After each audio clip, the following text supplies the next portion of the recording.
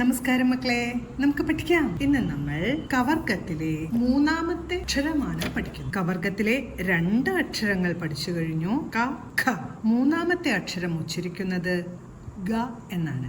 ഗ, ഗ.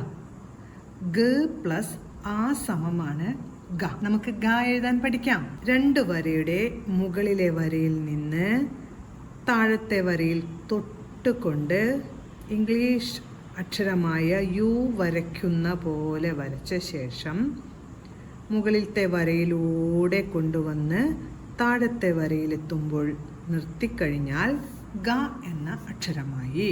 ഒരിക്കൽ കൂടെ എഴുതാം.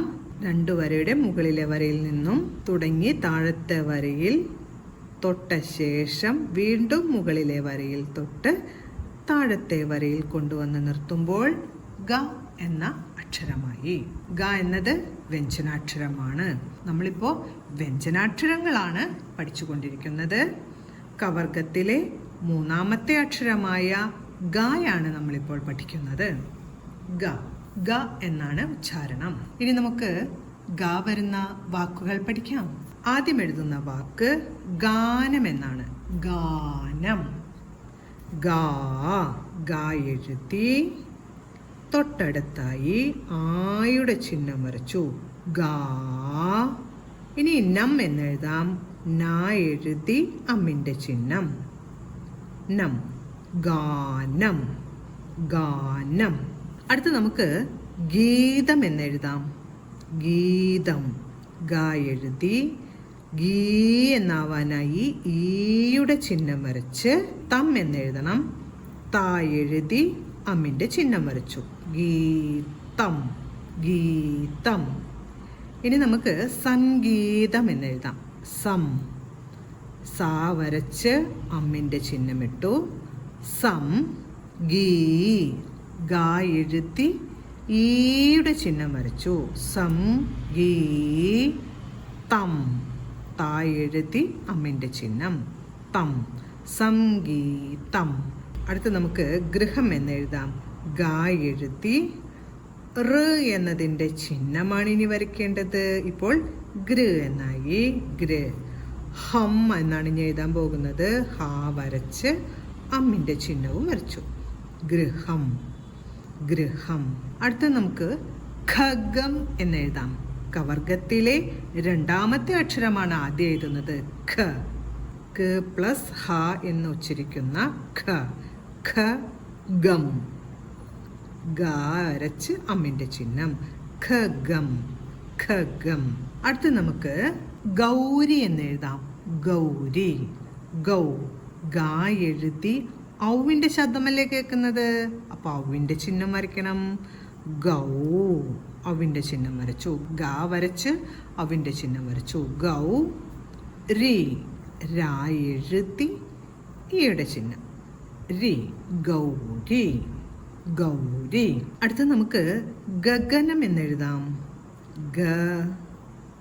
വീണ്ടും ഗ. ഗ, ഗ, നം.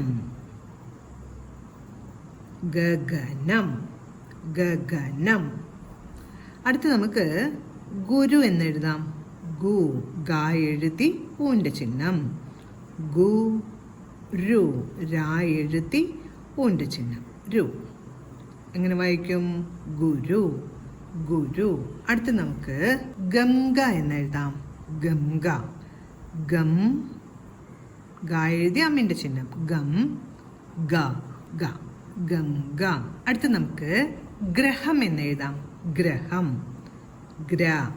ഗ വരച്ച് ര എന്ന ശബ്ദത്തിനായി ഈ ഒരു ചിഹ്നം വരച്ചു. ഇപ്പോൾ ഗ്ര എന്നായി. ഗ്രഹം. ഹ എഴുതി അമ്മിന്റെ ചിഹ്നം. ഗ്രഹം.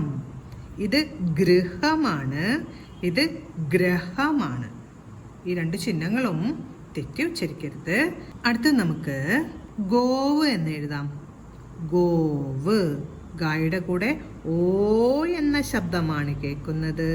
അപ്പൊ ആദ്യം ഏയുടെ ചിഹ്നം വരച്ച് ഗ വരച്ച് ഇനി ഓയുടെ ശബ്ദത്തിനായിട്ട് ഈ ഒരു ആയുടെ ചിഹ്നം കൂടി വേണം. ഇപ്പോഴാണ് ഗോ എന്നായത്. ഗോ, വ്, വാ എഴുതി ചന്ദ്രക്കല വരച്ചു. Gov, gov. അടുത്ത് നമുക്ക് ഗ്രഹിച്ചു എന്നെഴുതാം. ഗ്രഹിച്ചു.